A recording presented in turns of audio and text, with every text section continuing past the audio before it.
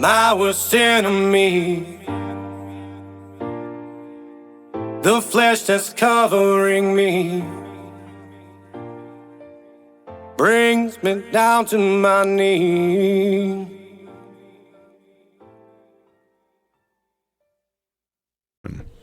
Welcome to Sermons in the Park, a ministry exploring biblical truth from the Word of God, focusing on the truths that help us in our daily walk with Christ in every aspect of our lives.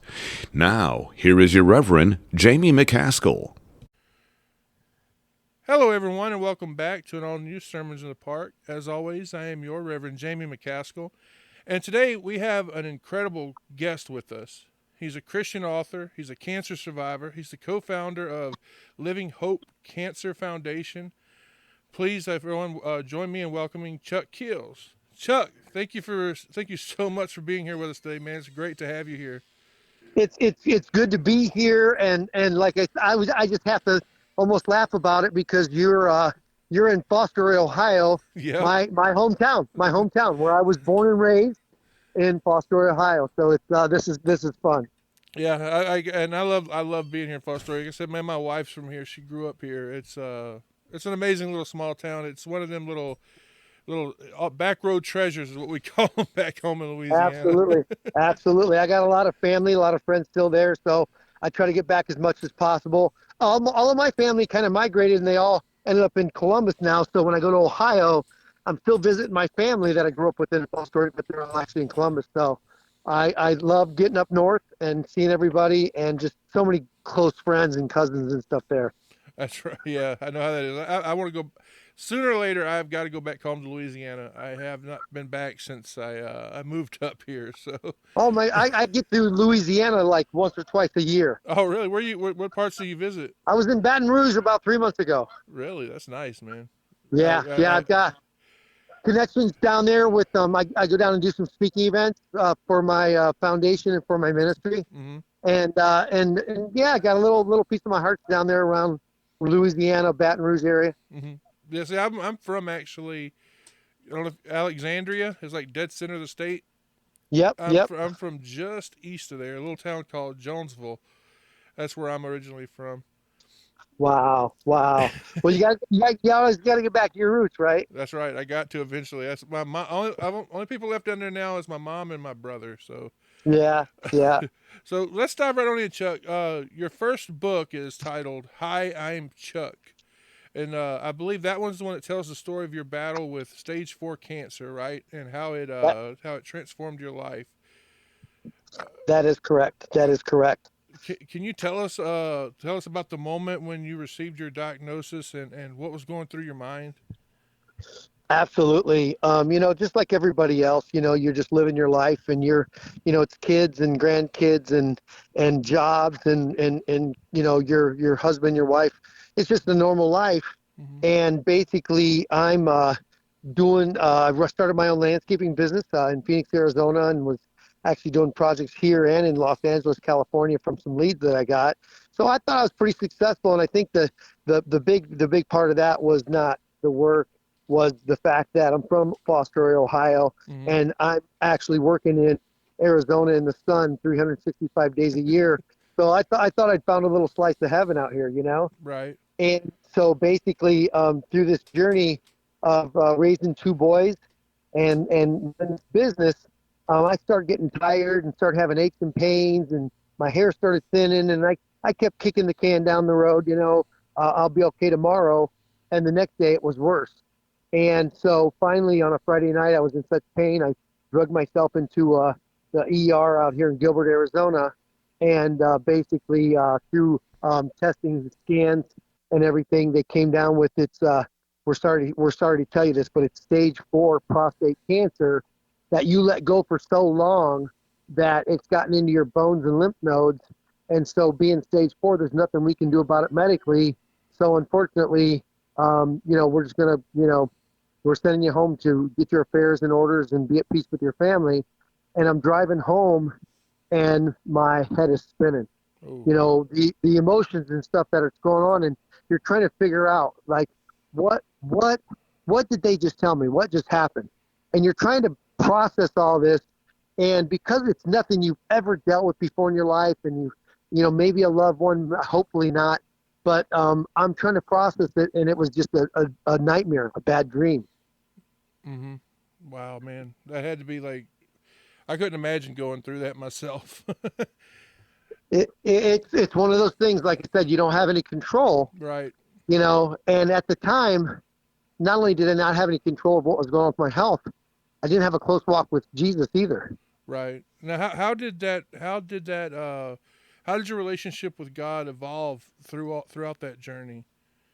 Well, I did grow up in the church there in Fostoria, but in as my older, adult ages, I actually got to the point where I walked away from church, didn't Mm-hmm. go, for whatever reason that may be, made the excuses that I wasn't getting, I wasn't learning anything new, I wasn't growing.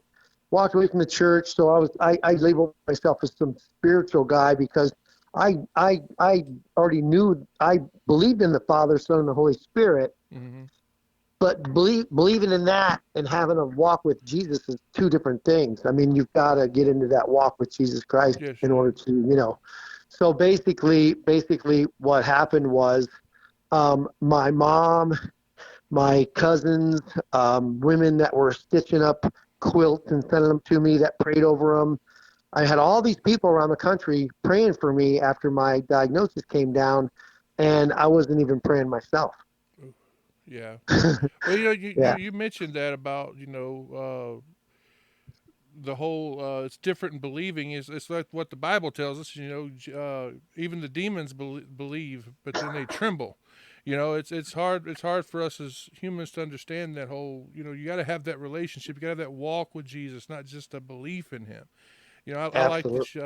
I like that you mentioned that. Yeah, yeah. Well, it ended up being my. When I stepped back and took a look at everything, it ended up being not just the reason why I was confused and lost through the cancer. It had a lot to do with me being confused and lost a lot of times through my whole life. Yes, Yeah, I know that. I know exactly what you're talking about. yeah. One thing I love about your story, like everything, like I've heard through, we mentioned offline our mutual friend Debbie, is that your story is, is the hope that it brings to other people. And Mm. you mentioned offline, but I want to get it here too. What inspired you to share your journey in your book? So basically, I'll just give a little snapshot of actually what happened after the cancer diagnosis and the fact that it's 9 years later and I'm still here. Mm-hmm. Was the fact that I went home to be at peace. I planned on a trip back to Ohio to get my two kids back to Columbus where my family was because I was melting fast and I figured they would take care of them once I'm gone. Mm-hmm. The day I'm supposed to fly out of Phoenix, Arizona, I suffer a double compression fracture, which means my back broke in two places, Ooh. collapsed within the nerve endings and everything. And I'm rushed to a hospital in central Phoenix called John C. Lincoln Hospital. At John C. Lincoln Hospital, they start running scans and tests and all the stuff that they do when you get in the emergency room.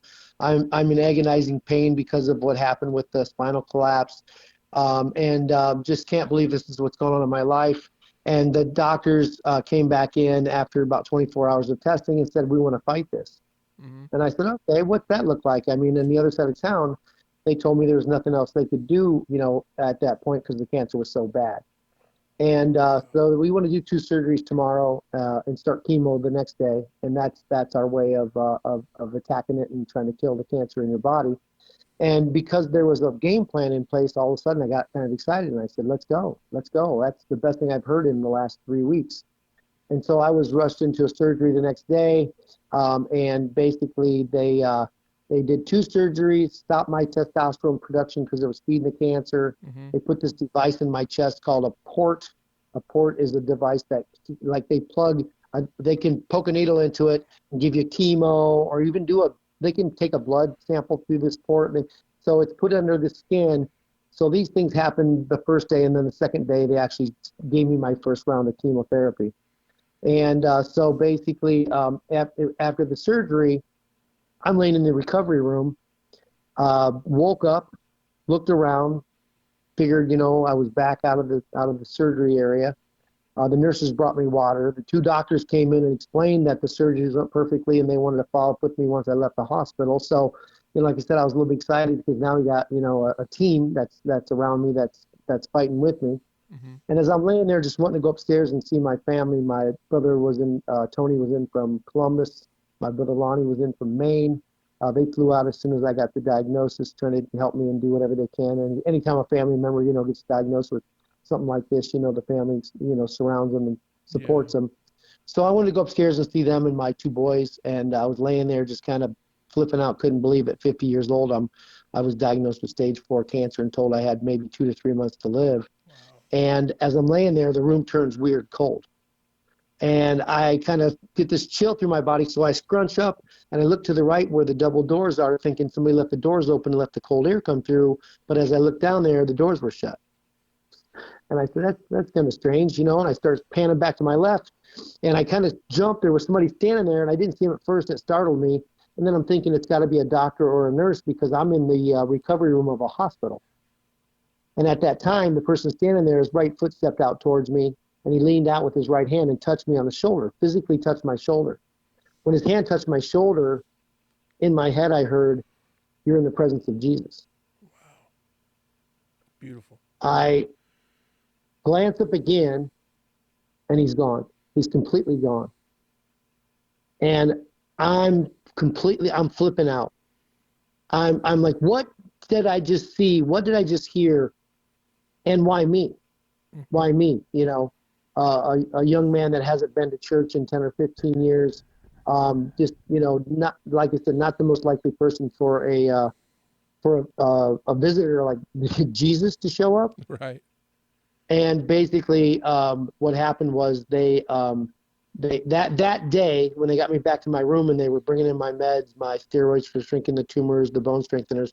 When they got to the pain meds, I said, I don't feel any pain. And they said, order something. You just broke your back and had surgery. I said, I don't even like taking aspirin. I'm not taking a drug if I don't need it.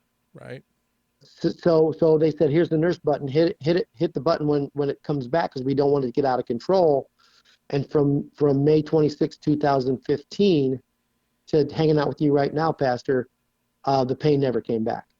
That's I never took another pain med. The pain never come back.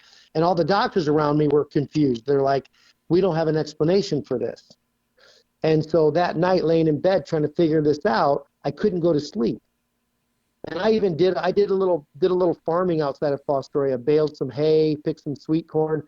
I'm that old farm boy that goes to bed at 8:30, 9 o'clock and back up at 4:30 in the morning with my cup of coffee ready to go, right?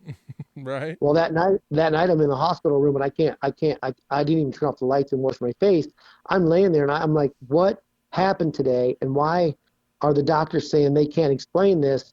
And one of the things I do remember as a young man in church was they said if the doctors say they can't explain something, then it's a miracle. Yep. It's not of anything they understand. It's divine.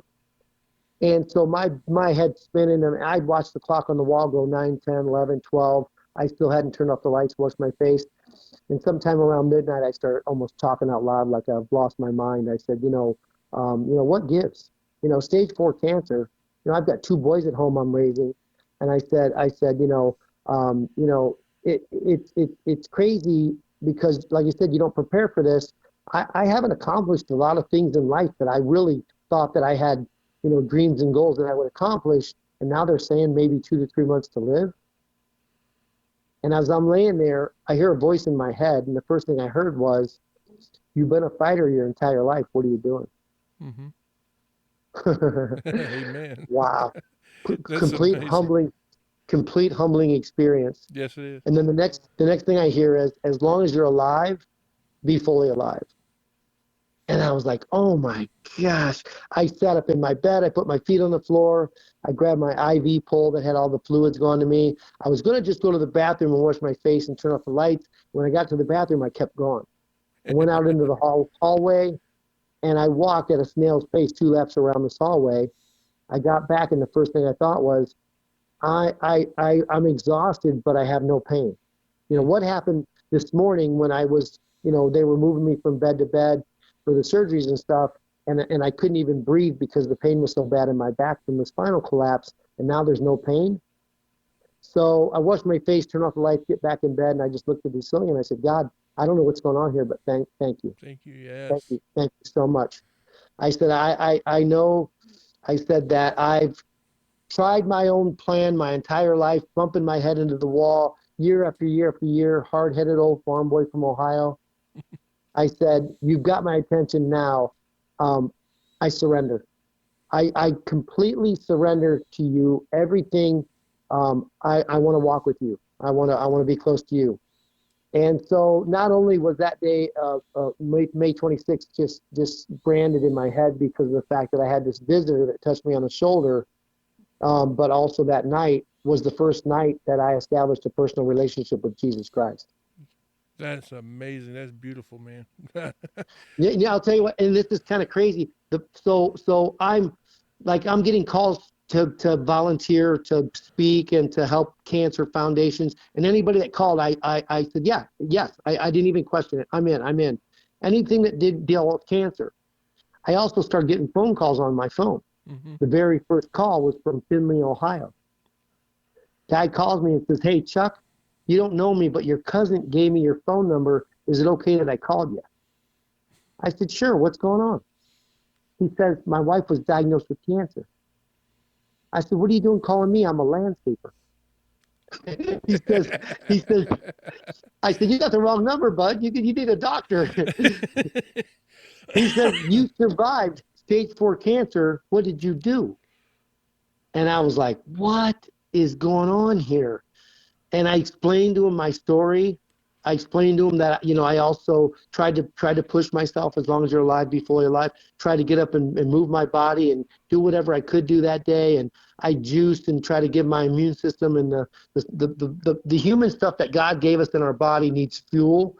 So as an athlete, I understood that stuff. So I juiced and used herbs and oils and kept moving. And so another two important things I started telling them. One, of course, was prayer. Yes. My relationship with Jesus changed, and I said that right there allows me to do a lot of things that I want to do, because the things that I can't do, I give to Him. Right. I don't want to carry him around and stress out about him, and that can even make mistakes right there. Right. And another thing I told him, Pastor, I told him, love is very important. And they go, what do you mean? And I said, well, my neighbor showed up one night after I had chemo, and I just felt terrible. I did 3 months of chemo after this journey in the hospital. And when they did my scans, they said the cancer's completely gone. But while I went through that crazy chemo, I was so sick from it. My neighbor showed up one day, I opened the door. She's standing there with a big plate of chicken enchiladas. The feeling, I said, you cooked dinner for me and my boys? The feeling that went through my body was so amazing. I know it was love. And so when I started telling people, what do we do because of the cancer diagnosis, it became prayer, love, juicing, natural products that God gave us, and move your body. That became the 5 things I told everybody, not knowing a few years later that I would start a cancer foundation called Living Hope Cancer Foundation. You guys can find that at getupandlive.org. I teach people to get up and live. Getupandlive.org really stuck, so we stole that, and that's where you go to find all our free coaching videos. There's an 8-day prayer plan on there. Yes. I did an interview with a worldwide group called the 700 Club. Mm-hmm. That's on there. But I started doing all this stuff, and now today, the Cancer Foundation in ministry is growing all over the world. And basically, those 5 things I started telling people back then became the 5 pillars to my foundation and my ministry. Right. Yeah, I checked out your site after we talked that day. I was amazed. I thought it was your work. What you're doing is wonderful. It's beautiful. Hardest thing, Pastor. Hardest thing I ever did in my life. Is it? Hard. It's so hard dealing with cancer patients, the diagnosis, their loved ones around them, their community, their church. And I'm the guy there, coaching them to get up and live, and coaching them to say a prayer and give it all to God. It's the hardest thing I ever did in my life. And there was a couple of times I said, God, I don't want to do this anymore. Right. This is hard. The families are upset and sad. And God says, you're getting better, you're getting stronger. Keep going, keep going. So yeah, so I coach cancer people off the ledge, coach them through, positive mindset. And it's amazing when you get your faith, your mind, some nutrition, when you get all these things together, it's amazing what the human body can do. And what I'm seeing is I'm seeing people through their cancer. The first big thing you notice right away is they've got a little bit of quality of lifestyle. They're actually doing things even through cancer. I call them all cancer thrivers, right? Right. And the other thing that I've seen now, since I've been doing this now for almost 8 years, is they're living longer. They're living longer because they're giving it to God, and they're praying for healing. They're praying for miracles, and they've got everybody around them praying that normally didn't pray until their neighbor or their family member or their husband or wife was diagnosed with cancer. And boy, when a diagnosis like that comes down, they want to know what to do. And if you add prayer in there, they're okay, yeah, pray for me. Pray. I want to hear it. So it's kind of an interesting thing that, God put me through a journey with cancer, and people are pouring into me now, and I get to love on them and pray with them. Yeah, and they need that, man. They really do. Yeah. Now you have your second book out now. If I'm right, you met the lady who's now your wife, Hannah, right? After you wrote your first book. Yeah, I wrote my first book called Hi, I'm Chuck, and all it was so fun. It was crazy. I didn't know how to write it, and I got help from authors and publishers and other people around me. God put the right people in my path. Mm-hmm. Author published the book, and it talks about growing up in Foster, Ohio, and talks about the miracle and what happened, and it talked about the healing. And when the book got published, that's where my life ended right there. I didn't know any of this other stuff was even going to happen. Mm-hmm. And the last chapter of the book says, I feel a rumble. I feel God's rumble, but I don't know what he's got planned for me yet. That's how the book ends. I gotta get that book and read it. I'll send you one after we get off here. I'll get your address and send you one. Oh, thank you. Gosh. So basically, what happens is through this journey of coaching people to get off the couch, get out of bed, get up and live, pray, juice, all this stuff. I meet a girl named Hannah who was introduced to me by a cousin out here in Phoenix, and says, my friend has stage 4 breast cancer, and she's doing great. She's living through it, but she needs a little bit of just support and a prayer. So we became friends and had coffee once in a while, and we're having coffee one day, and she's just a beautiful person. She's a rock star, prayer warrior for Jesus. I just loved being around her because she was a shining light for Christ. Mm-hmm. And one day over coffee, she's like, who's going to want to date me now? Stage 4 cancer diagnosis. And I'm looking at her across the table, and I'm like, I hope I'm on that list. And so what happened was we started dating, and 4 months later, we actually got married. We fell in love, got married. We were at home working. I'm still designing landscaping projects, and she's sitting next to me. And when the phone rang and somebody mentioned cancer, I would drop everything. And after she's seen that happen for a couple of weeks, one day after I hung up, she's like, I've been watching you do this. You stop everything when the cancer calls come in. God's telling me we're supposed to start a cancer foundation. And I said, I don't even know what that looks like. Let's do some research and ask some people some questions. And as beautiful as it was, less than 2 months later, we actually were accepted by the IRS as a 501c3 nonprofit, as Living Hope Cancer Foundation. And we started helping people. And the biggest thing that, there's two big things that a foundation does or a nonprofit does. It allows you to get more awareness out there to the public. You're posting up as a foundation, and now we're getting cancer people from all over the country and a little bit around the world contacting us, to talk about their cancer. And another thing that happens on the backside is you get donations. You get donations from people for what you do, this hard stuff that we do. They send us a donation. They get a tax write-off because it's a legit 501c3 nonprofit, and we get help to keep our lights on and to sit here. And instead of going to work design landscaping projects, I was able to fade out of that business, retire from it, and become a full-time, founder of Living Hope Cancer Foundation. Right. But something, just beyond me happened over the next 4 years. And that's the foundation caught fire and grew all over the country and a little bit around the world. And me and Hannah were getting invites to speak on stage at churches, businesses, retreats, all over the place. And we were just pinching ourselves, like, look at our calendar this month, and look at what we're doing next month. But through this whole thing, we also dealt with Hannah's cancer journey, a couple surgeries, 7 broken bones, pain. She couldn't take the heavy pain meds because she would get nauseated from them. So she went through her entire journey on Tylenol. Ooh. It was traumatizing for me to watch my beautiful wife in such pain sometimes when there's after surgeries, broken bones. And we dealt with that for 4 years. And I'd walk in her room in the morning, and she'd have a smile on her face. And I said, "How are you doing this? How are you doing this?" And she says, "Every time I hit rock bottom, I get closer and closer to Jesus." Beautiful. And it was such an amazing thing. And through our marriage, she already had notes and was thinking about writing a book. So I helped her put that together. So I already had my book, Hi, I'm Chuck, published. She published a book called Faith Like Skin. One of her friends told her, like, "Hannah, I don't know how you do this. I wish I was like you. You wear your faith like skin." And when her friend said that, she was like, "You're not going to believe what my friend said. Faith like skin." And it just stuck, and it became the title of her book about the hard things that she was going through in her life, and how her faith was everything.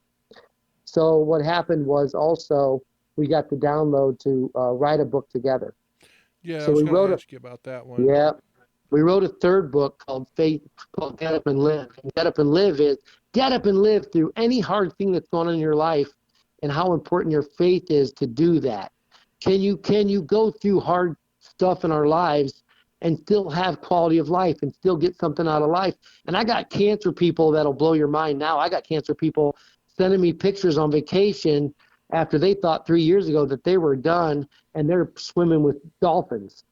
It's so cool when you see people get up and live, and listen to your coaching and pray with them, and they're living their life now, even through their cancer. And that's what Hannah did, was she lived this full, amazing life, even through all this cancer maze that she was going through. And November 29th of 2022, I was holding her in my arms when she took her last breath. Mm. And on the way to the hospice center, we were only there for about 12 hours. On the way to the hospice center, she put her hands together and she said a prayer. And she prayed for the world, and she prayed for her 4 boys and my 2 boys. And she also just said, and God, I'm tired. Mm-hmm. And she'd been fighting for so long. And back then we didn't know as much about the natural nutrition and stuff that we know now.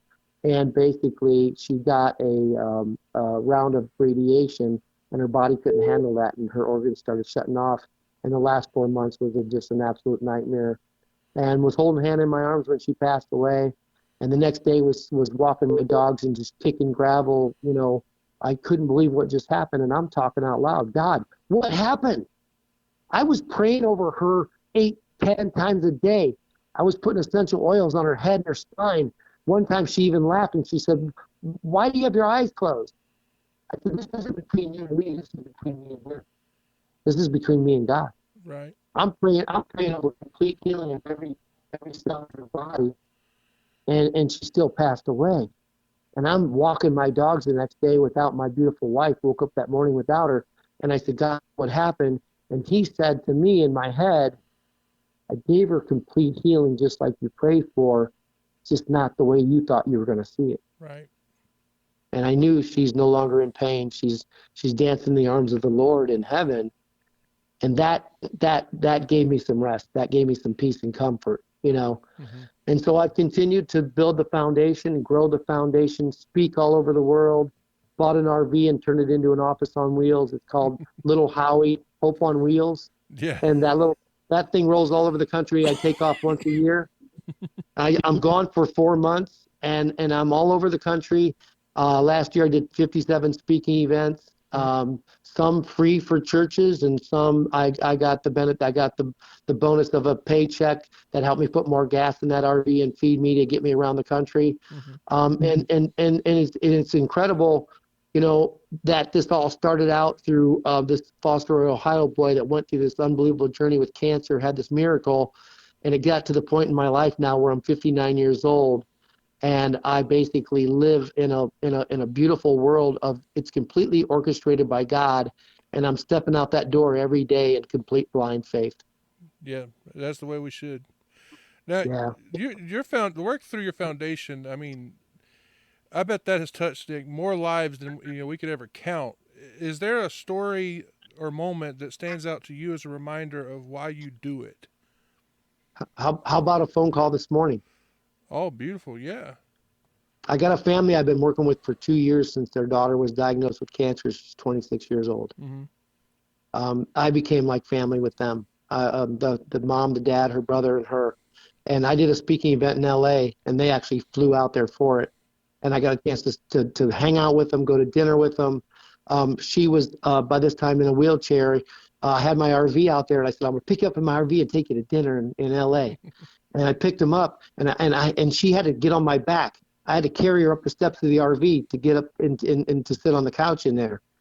And took him to dinner and carried her back down and put her in a wheelchair. I got to carry her, twice to dinner and back to the hotel. And then over the last few weeks, her cancer started spreading faster through her leg. And the doctor said, we really are going to suggest amputation to stop this cancer from spreading through your body. And the last few weeks have been an absolute, nightmare for the family of a daughter they're talking about. Amputation is the only thing that they can figure out right now that could possibly save her life. Wow. And so basically I made phone calls to my buddy Jeff Burns that I grew up with in Fostoria, whose son El Ray had cancer in his leg and had it amputated and is living a full life now. So I got to tell them that story. And basically her amputation happened 2 days ago. Wow. And I get a text message this morning from her and her dad saying, can you FaceTime with us? And also I have to go back. The text message, not only can you FaceTime with us, Chuck, what you've done with this family has helped us get through this, And this morning I got a FaceTime with a beautiful young lady and her family laying in bed 2 days after a leg amputation, and was able to talk to them, love on them, and even seen a smile on her face. Beautiful. And all I can do is sit here and just thank God for the gifts that He gave me to do this. And it's that hard, and that I don't talk about specific cases very often because I don't want to use those as advertisements, but the testimonies are absolutely incredible. And that phone call happened a couple hours ago this morning, and they said, you get on a plane as fast as you can and come out here to Texas. We have an extra car. You can stay at our house. And so there will be time soon where I actually will be spending some time in Texas with that family. But this is what God knitted me together for in my mother's womb.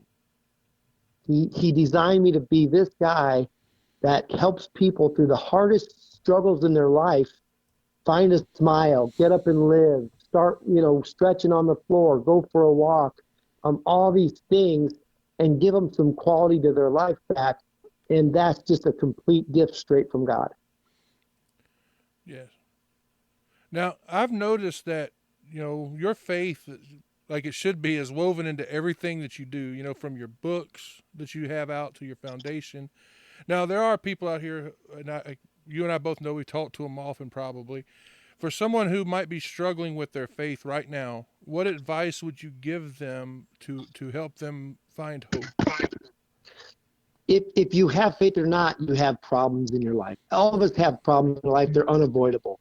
If you're a strong Christian, weak Christian, non-Christian, everybody's broken. And this world's becoming more and more broken with the crazy things we're exposed to in society and just everything. And so basically people are constantly looking and asking how can they fix things in their life. And it's amazing to me, but I found out myself through my own personal experiences that the fix for these things in life is a close walk with Jesus Christ. Mm-hmm. Now, I don't expect you to, I mean, I hope you turn on a dime today and all of a sudden become a strong Christian. But most people have to go through some types of, I call them mini goals and baby steps, like I teach cancer patients. It's the same thing with learning a relationship with Jesus Christ. And it starts out on your way driving to work. You know what? I'm going to drop a little prayer right now. Oh, it's fine. Hey, God. Hey, God, I'm going through some hard stuff. And me and my wife are just going at it. And me and the kids aren't getting along. And I got a son that's on video games, and I got another son that's on drugs. And I'm having all these hard things in life. And I don't even know if you exist. I don't even know if this big mouth Chuck Keels from Foster, Ohio, I don't even know if the stuff that he's saying even is true. But I'm to a place in my life where I don't have answers, and so I'm coming to you. And that's where it starts. Yes. That's where it starts. It's little prayers in your private time. I pray now, driving, watering my plants in the backyard. I used to say a cookie cutter prayer with my kids before bed, because that's what I was taught growing up. Yep. We all And were. that cookie cutter prayer turned into a real prayer about things that are happening in our life right now. And God, we're praying for this. Hey, and thank you for the beautiful blessings today. But hey, maybe thank you for that door that closed, that it's something that I really wanted. It made it put more money in my bank account, or something happened in my life. I was looking at it like, I want that, and you closed the door, and I don't know why you closed that door, but I know someday I will know why. So thank you for that closed door, as well as thank you for the blessings in my life. So these little things that I understand, because I grew up in a little town called Foster, Ohio. And I went out to the Lakota area and I picked sweet corn and baled hay in the summer times. And this common sense stuff that you learn as a small town boy, it's amazing how I've implemented that into what I do now so that everybody can understand it. And it's just so beautiful and so simple. When I started walking close to Jesus, the love that I felt, I could not get that from idols anywhere in the world. No matter what I tried, what I chased, I could not get the love and joy that I feel right now from a walk with Jesus Christ. And all of a sudden, this feeling came over me for the first time in my life, in my 50s, of this beautiful freedom. This freedom. I'm not held down because I'm giving it all to God now. And there's nothing like it in the world. But, we've got to coach people to get to that place, because they may not be ready to jump in today. But what I do hope and pray for daily is that someone that doesn't know him, somebody passes in their life, or they turn on this podcast and they're listening to this call, because it's two guys that have been through a lot of ups and downs in our lives and made bad decisions and got to the point now where we understand that Jesus is the answer. And this may be the day that they find Jesus Christ. So it's a beautiful thing. And I just want people to feel the way I do. I mean, it's more than that. Of course, I want them to spend eternity in heaven with our Father, but I want them to feel the way that I feel on this earth right now. Right. I mean, you were talking earlier about, people coming into our lives at the right moment, and it's amazing how God will put people in our path at that very moment. Kind of like you and me today, it was probably just the right time for us to meet, Yeah. So I'd love to know, and I'm sure before we finish, everyone else would love to know as well. What do you have coming up next? Do you have any more books coming out, or anything special with the foundation? The book thing is a hard thing because it takes months and it takes a lot of time, but I'm getting a little peck on the shoulder to write one more book.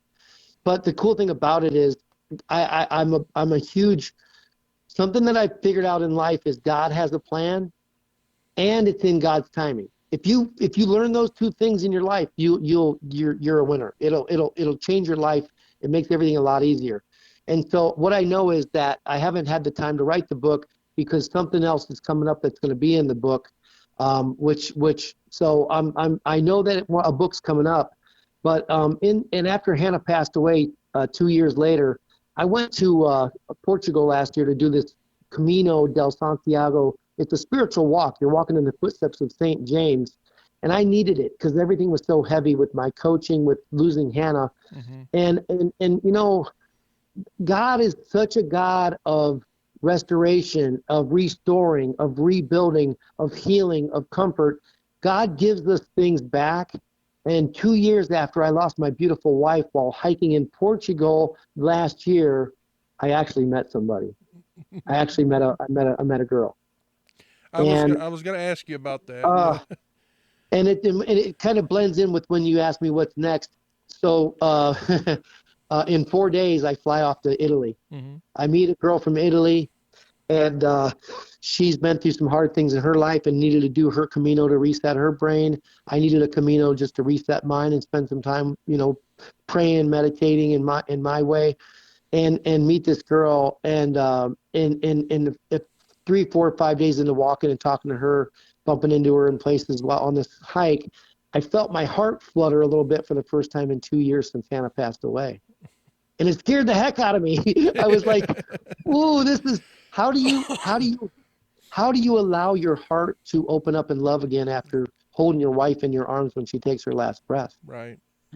And it's just like everything else that we talk about. It's that walking forward each day in blind faith. And I gave it all to God, and it turned into a really special relationship of a beautiful girl who speaks a little bit of English. I spoke no Italian when I met her, and we pray together. We pray together.